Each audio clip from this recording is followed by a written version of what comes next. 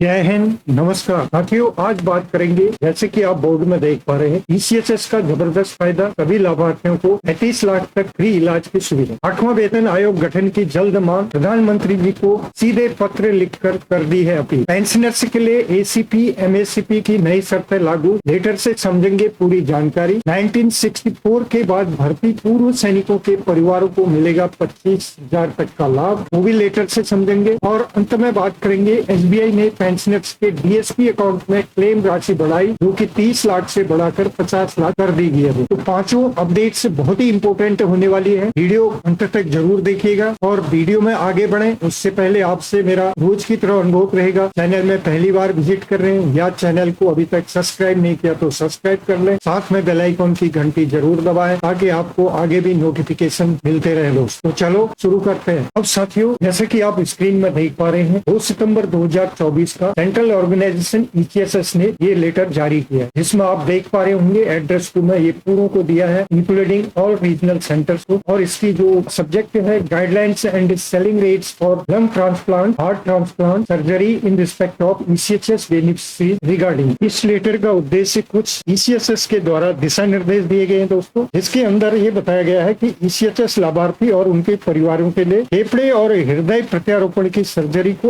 आसान और वित्तीय रूप से पारदर्शी बनाने के उद्देश्य से जारी किए गए हैं। आवेदन प्रक्रिया कैसे होगी और अनुमोदन समाप्ति और अधिकतम दरें स्पष्ट रूप से निर्धारित की गई हैं, जिसके अंदर आप देख पाएंगे जो सेलिंग रेट्स हैं। लंग से यदि आप ट्रांसप्लांट कराते हैं तो 25 लाख का दिया हुआ है, हार्ट ट्रांसप्लांट कराते हैं 15 लाख तक का है, heart and lung transplant combined यदि करा रहे हैं तो 35 लाख। और इसको स्टैंडिंग कमेटी ने अप्रूव किया था, जिसमें ये रिक्वायरमेंट थी जो lungs and heart transplant cases हम ईसीएचएस मेंबर के लिए, जो कि ईसीएचएस लाभार्थियों के लिए एज पर डिटेल से गिवन बिलो, यानी कि इसमें चेयरमैन एमडीएसएस थे, मेंबर 1 और 2 और मेंबर सेक्रेटरी, ये आपके सामने है। आगे उन्होंने इस पे कहा गया है कि फेफड़े और हृदय प्रत्यारोपण के लिए पूर्व अनुमानित आवश्यक है, यानी कि यदि आपने इसमें ट्रांसप्लांट कराना है तो उसके लिए पहले से ही अप्रूवल लेना बहुत जरूरी है। अप्रूवल के लिए आपने क्या करना है, तो अनुमति और प्रक्रिया इसमें क्या है, फेफड़े और हृदय प्रत्यारोपण के लिए पूर्व अनुमति आवश्यक है। दूसरे में यदि मेडिकल इमरजेंसी के तहत सर्जरी हो चुकी है तो सीमित केस आधार पर उसका अनुमोदन किया जाएगा, ये यहाँ पर बताया गया दोस्तों। और आवेदन की प्रक्रिया होगी, लाभार्थी ओआईसी पॉलीक्लेम के माध्यम से अपनी आवश्यकता को जमा कराएगा, थ्रू सीओसीएचएस के द्वारा उसको फॉरवर्ड कराएगा और आवेदन क्षेत्र यानी रीजनल सेंटर को भेजा जाएगा। दस्तावेज में क्या है, केस अप्रूवल के पत्र होंगे आपके, और उसके अंदर अस्पताल का सारांश यानी क्लिनिकल रिपोर्ट होगी सारी। उसके बाद आपकी अंत में आधार कार्ड और ईसीएचएस कार्ड, ये आपको क्लेम के लिए यहाँ पर लगाना होगा दोस्तों। ये लेटर ईसीएचएस ने अब जारी कर दिया सारे रीजनल सेंटर में। कॉपी 2 भी आप देख पा रहे हैं, इनको इन्फॉर्मेशन भेजा है, और ये इसलिए भेजा क्योंकि ये government of India, ministry of defence, department of ex service and welfare ने, जो कि 30 अगस्त 2024 को managing director central organisation ECHS को भेजा है। इसी को देखते हुए सारी चीज इसमें लिखी गई है, सेम चीज है, और इसको अब इन्होंने इम्प्लीमेंटेशन कर दिया, क्योंकि एक अच्छी बात है। जिनको ये रिक्वायरमेंट है, काफी उन पेंशनर्स को इसके बारे में जानना बहुत जरूरी था, इसलिए इसको इम्पोर्टेंट बताया जा रहा है। अगली अपडेट में हम बात करेंगे दोस्तों, confederation of central government employ and workers, ये एक बड़ी संस्था है दोस्तों, जैसे कि आपको पता है, और इन्होंने डायरेक्ट अब ऑनरेबल प्राइम मिनिस्टर को चिट्ठी लिखा है। इसमें देखेंगे आप 11/2024 को लिखा गया, सब्जेक्ट आपके सामने है, request for constitution of 8th central pay commission for central government employ and pensioner regarding. इसके बारे में इन्होंने प्रधानमंत्री जी से आग्रह किया है। क्या लिखा है इस लेटर के अंदर, यह संघ के 7 लाख से अधिक केंद्रीय सरकारी कर्मचारियों और विभिन्न विभागों जैसे पोस्टल, इनकम टैक्स, ऑडिट, सर्वे आदि से संबंधित 130 संगठनों का प्रतिनिधित्व करता है। इन कर्मचारियों को वेतन वृद्धि 1/1/2016 को लागू की गई थी। और दूसरे में उन्होंने कहा आगे कि डीए का प्रतिशत और वास्तविक वेतन में गिरावट हो चुकी है। 1/7/2024 तक डीए जो महंगाई भत्ता का प्रतिशत 53% से अधिक हो गया है। कोविड-19 महामारी के दौरान धन के मूल्य में भारी गिरावट के कारण कर्मचारियों के वास्तविक वेतन में कमी आई है। तीसरे में उन्होंने कहा वेतन संरचना में बदलाव की जरूरत है। वेतन संरचना इतनी मजबूत होनी चाहिए कि यह देश की सबसे अधिक प्रतिभाओं को आकर्षित कर सके। हर 5 साल में वेतन संरचना को पुनर्निश्चित किया जाना चाहिए, यानी कि हर 5 साल में इसमें संशोधन करना चाहिए, ये यहाँ पर कहा गया दोस्तों। और इसके अंदर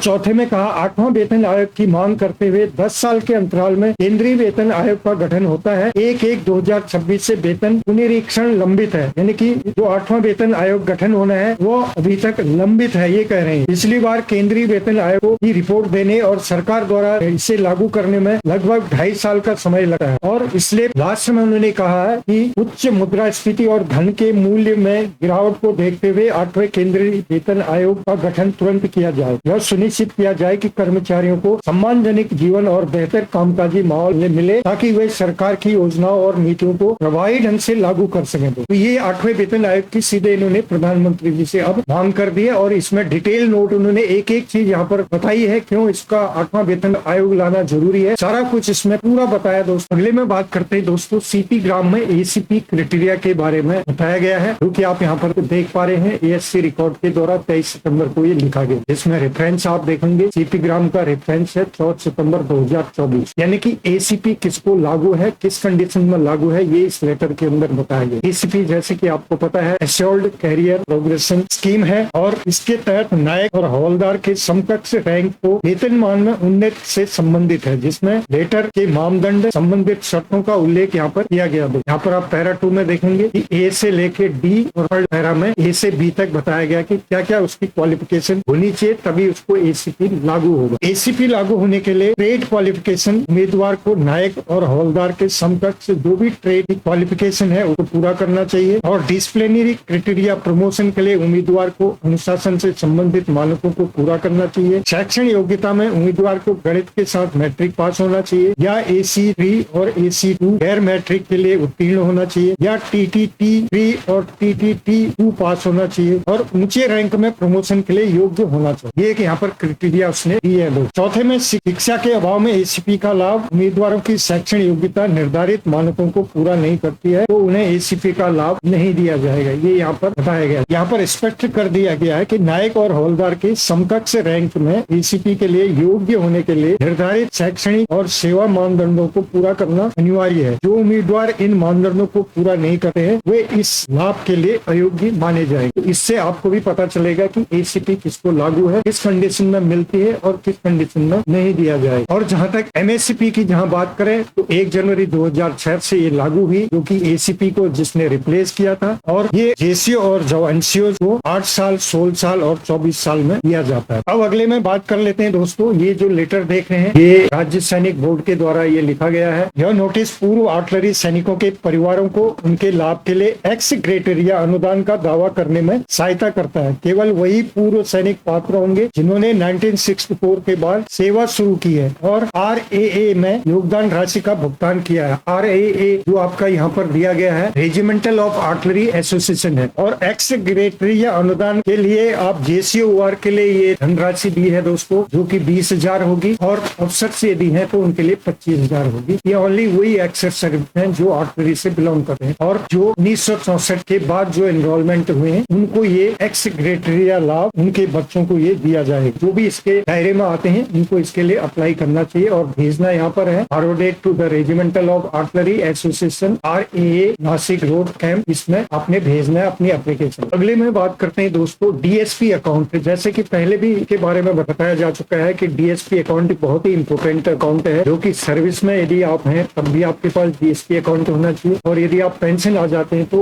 उस सर्विस अकाउंट को DSP अकाउंट पेंशन में उसको बदली करना चाहिए। तो ये समय समय पर गाइडलाइन मिलती है, जिसमें पेंशनर्स के लिए काफी इसमें लाभदायक अमाउंट दिया जाता है उसको। और SBI ने इसी केस में एक लेटर फिर निकाला है 6 दिसंबर 2024 को, जो कि इस बार ये निकाला है इन्होंने सेंट्रल आर्मड पुलिस फोर्सेज के लिए। यहाँ पर आप देख पाएंगे तो इसमें जो बताया गया है इस लेटर के अंदर वो मैं बता देता हूँ कि इसमें क्या क्या राशि आपको मिलेगी, और पेंशन आने के बाद आपकी राशि कितनी मिलेगी, और इसमें जो बढ़ा दिए कुछ रेट्स वो कितना प्रतिशत बढ़ चुका है वो यहाँ पर इस लेटर के अंदर दिया हुआ है। इसमें ये package central armed police forces के लिए कर्मचारियों के लिए विशेष रूप से डिजाइन किया गया है। इसमें पर्सनल एक्सीडेंटल यानी कि PA पर्सनल इंश्योरेंस कवर अब 1 करोड़ कर दिया गया है। डिसेबिलिटी कवर यदि डिसेबिलिटी हो जाता है तो उसमें अब ये 100 लाख यानी कि 1 करोड़ होगा, और स्थायी आंशिक यदि विकलांग हो जाता है तो उस टाइम भी इसका डिसेबिलिटी 100 लाख हो जाएगा, यानी कि 1 करोड़ इसका कर दिया डिसेबिलिटी कवर। SBI रिश्ते योजना यानी कि SBI का जो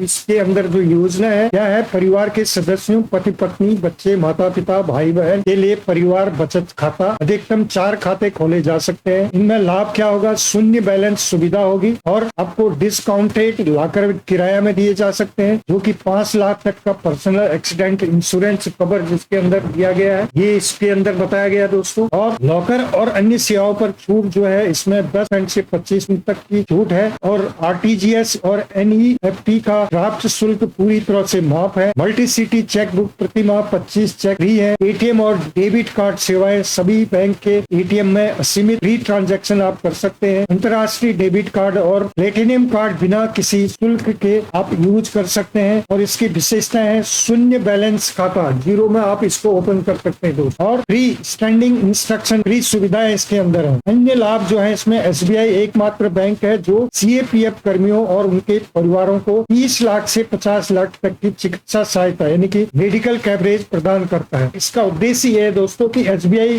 एक नया सीएपीएफ सैलरी पैकेज कर्मचारियों और उनके परिवारों को वित्तीय सुरक्षा और सुविधाओं के विस्तृत दायरा प्रदान करता है। 1 करोड़ तक का इंश्योरेंस कवर और परिवार के सदस्यों के लिए कई सुविधाएं इस एक उत्कृष्ट विकल्प बनाती है। और ये सारे डिफेंस सर्विस और डिफेंस पेंशनर्स के लिए भी है। पहले ये टाइम टू टाइम इसमें निकाला है और इसमें वीडियो भी एक बनाया है जो कि ये आप देख पाएंगे। लेफ्टिनेंट जनरल साहब हैं, इसमें मैंने पहले भी बनाया था ये। यदि आप इसमें पूरा समझना चाहें तो उन्होंने पूरा ब्रीफ किया हुआ है इसके अंदर क्या क्या करना है, कैसे आपने इसकी सुविधा लेनी है, तो कैसे उसको आपने क्लेम करना है, सारा इसमें इन्होंने ब्रीफ किया दोस्तों। इस वीडियो का लिंक मैं नीचे डिस्क्रिप्शन में भी दे दूंगा और इसको जाके वहां से आप पढ़ सकते हैं, सभी के लिए है यहाँ पर दिया हुआ। तो ये थी दोस्तों आज की कुछ महत्वपूर्ण वेलफेयर पॉइंट्स। उम्मीद करता हूँ कि आपको अच्छे लगे होंगे। यदि ठीक लगे तो वीडियो को लाइक शेयर जरूर करें। फिर मिलते हैं किसी अन्य अपडेट में, तब तक के लिए जय हिंद जय भारत।